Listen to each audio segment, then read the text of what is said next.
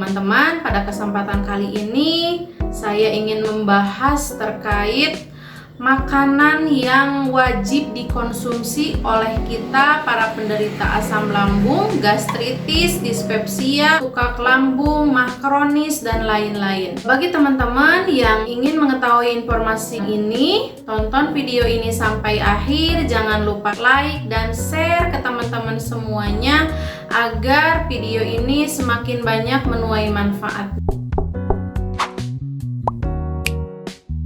Bagi teman-teman yang ingin bertanya, silahkan pertanyaannya tuliskan di kolom komentar. Saya membuat channel ini adalah ruang di mana kita saling berbagi cerita, saling berbagi ilmu, saling berbagi pengalaman. Kita bisa saling menguatkan dan mengingatkan agar kita sembuh total. Baik, langsung saja ya. Makanan yang wajib dikonsumsi oleh kita para penderita asam lambung ya.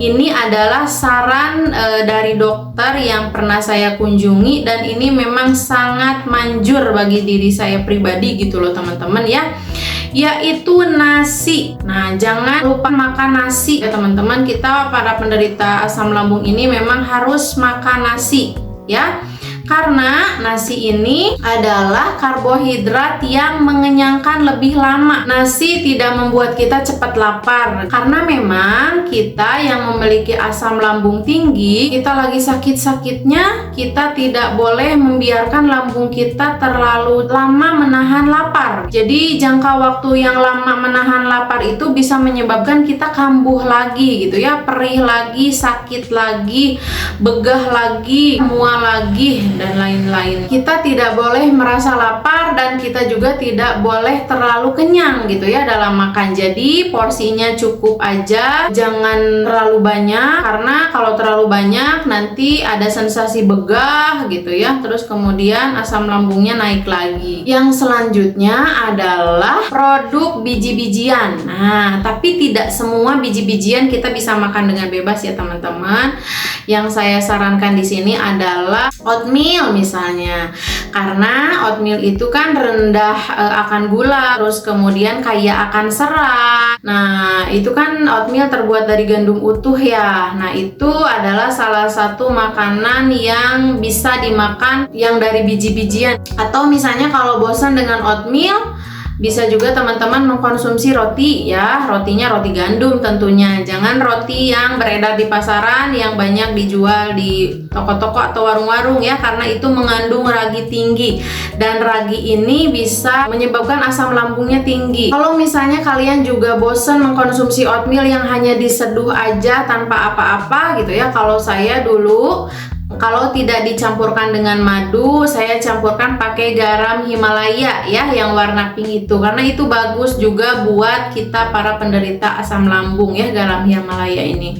Nah, yang selanjutnya yaitu makan makanan yang sehat, yang real food gitu ya. Dan teman-teman wajib menghindari junk food. Nah, yang real food ini adalah makanan yang rendah akan lemak ya, terus kemudian makanan yang rendah akan gula, makanan yang rendah garam dan asin. Nah, itu juga harus diperhatikan ya ketika kita mau makan makanan yang sehat. Banyak ya jenisnya, ada telur, ayam gitu, terus kemudian ikan, dan cara memasaknya juga harus diperhatikan teman-teman gitu ya. Kalau saya pas ketika dulu sangat menghindari yang namanya digoreng dengan minyak panas dan banyak gitu ya, seperti misalnya ayam yang dibikin ayam KFC misalnya, itu saya menghindari. Terus kemudian bakwan ya yang digoreng-goreng, tahu yang digoreng, tempe yang digoreng gitu ya, intinya yang digoreng di minyak lama gitu ya. Nah, saya mengganti semua masakan saya dengan cara dikukus, terus kemudian dipanggang ya, dan kemudian direbus gitu ya. Intinya saya sangat meminimalisir penggunaan minyak teman-teman. Yang selanjutnya adalah makan buah-buahan teman-teman, dan teman-teman harus milih juga ya buah-buahan yang memang aman buat lambung kita, seperti misalnya apel, pir, pepaya, semangka, pisang gitu ya. Itu bisa dikonsumsi oleh kita para penderita penderita asam lambung GERD psikosomatis ya. Kenapa misalnya kita harus memilih buah-buahan? Karena memang ada di antara kita yang lambungnya masih sangat sensitif, ketika mengkonsumsi buah jeruk itu asam lambungnya menjadi naik gitu ya. Tapi ada juga yang biasa aja. Intinya kita harus pintar ya. Kalau misalnya mau mencoba ya udah silahkan dicoba aja gitu ya. Tapi kalau misalnya ketika dimakan dan merasakan jarak setengah jam ke depan merasa perut ini ada sesuatu, misalnya ada perih atau ada ganjel gitu ya, atau agak begah, nah berarti tolong itu di skip dulu, jangan dimakan dulu. Terus yang selanjutnya yaitu teman-teman juga harus mengkonsumsi susu ya. Nah, tapi susu di sini adalah susu yang rendah akan lemak gitu ya. Tapi di sini juga teman-teman harus mencatat kalau misalnya teman-teman sudah memakan susu rendah lemak tapi kok saya perutnya agak tidak enak gitu ya. Nah, berarti itu di skip dulu untuk sementara waktu gitu ya. Berarti teman-teman sama dengan saya, karena saya pribadi juga susu apapun jenisnya, mau yang rendah lemak, mau yang biasa aja, itu tetap menyebabkan kumat kalau untuk diri saya pribadi gitu loh teman-teman ya, setelah dicoba. Jadi saya menghindari mengkonsumsi makan susu ketika asam lambung saya memang sedang naik dan sedang tinggi. Yang selanjutnya adalah makanan dengan porsi kecil ya. Kenapa sih gitu ya kita itu harus makan yang dipecah-pecah, nggak seperti orang normal pada biasanya makan 3 kali sehari gitu ya. Kenapa kita harus makan 4-5 kali sehari? Itu karena memang kan posisi lambung kita sedang tidak baik-baik aja. Jadi semakin kita banyak makan, produksi asam lambung semakin banyak. Kita mending dipecah-pecah aja gitu ya kan.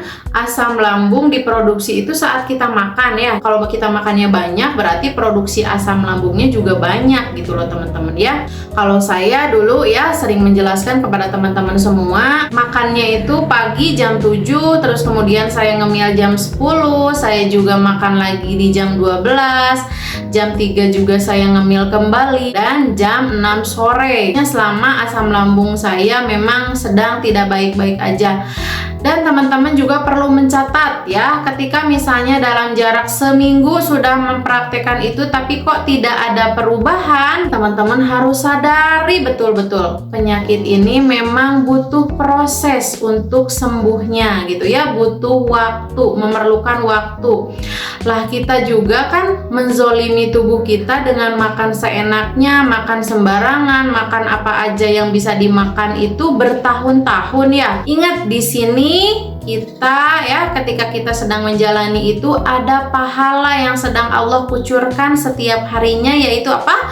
Yaitu pahala sabar teman-teman. Ketika kita sabar dalam menghadapi ujian ini, maka kita pahalanya dapat dan kita juga sehatnya dapat, insya Allah teman-teman ya. Nah terus kemudian yang selanjutnya, minum yang cukup teman-teman ya. Kita jangan men-skip minum, jangan sampai kita kurang minum ya. Kalau saya boleh sarankan, jangan kurang dari 8 gelas per hari ya teman-teman. Dan minumnya juga harus minum air putih ya, tidak minum minuman berwarna dulu, karena itu gulanya tinggi ya. Teman-teman boleh ngecek sendiri. Nah misalnya gimana kalau saya minum jus? Ya boleh gitu ya, tapi tetap jangan men-skip air putih, itu tetap harus dikonsumsi.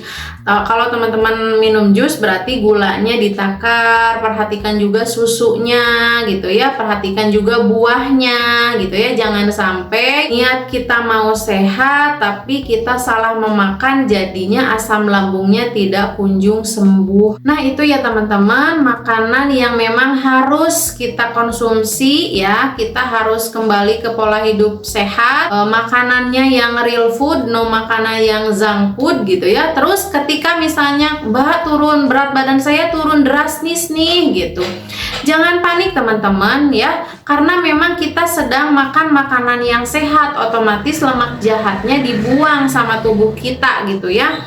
Jadi jangan panik, jangan kepikiran lagi gimana nih caranya menaikkan berat badan.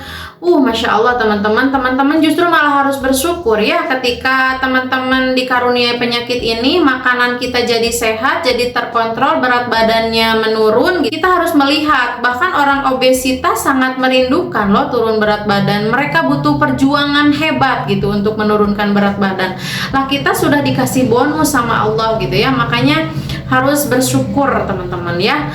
Nah mungkin itu video yang bisa saya share kali ini. Semoga video kali ini bermanfaat. Assalamualaikum warahmatullahi wabarakatuh.